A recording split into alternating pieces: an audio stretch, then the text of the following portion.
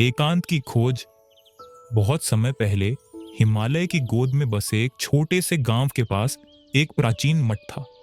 इस मठ में एक युवा भिक्षु रहता था जिसका नाम था विमल। विमल ने बचपन से ही सांसारिक सुखों को त्याग दिया था और अपना जीवन ध्यान और ज्ञान की खोज में समर्पित कर दिया था। मठ का जीवन सरल था। दिन सुबह की प्रार्थना से शुरू होता था और ध्यान, अध्ययन और सामुदायिक कार्य के साथ समाप्त होता था। विमल एक शांत और समर्पित भिक्षु था, लेकिन उसके मन में कई सवाल थे।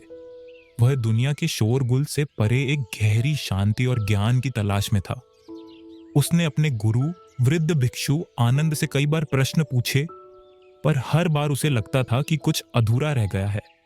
एकांत की खोज। एक दिन विमल ने अपने गुरु से कहा, गुरु जी, मैं एकांत में ध्यान करना चाहता हूं।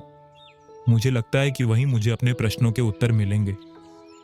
गुरु आनंद ने विमल की बात सुनी और उसे गांव से दूर एक छोटी सी पहाड़ी पर जाने की अनुमति दे दी। विमल ने कुछ आवश्यक वस्तुएं ली और अपनी यात्रा शुरू की। पहाड़ी पर विमल ने एक छोटी सी गुफा खोजी जहां वह अपना ध्यान लगा सकता था। वह हर रोज सुबह जल्दी उठता, ध्यान करता और प्रकृति के शांत सौंदर्य को देखता। वह पक्षियों के गीत सुनता, हवा की सरसराहट महसूस करता और सूरज को उगते और अस्त होते देखता। विमल कुछ समय बाद मठ में वापस आया। वह अब एक अलग इंसान था। उसके चेहरे पर एक शांत मुस्कान थी और उसकी आंखों में ज्ञान की चमक थी।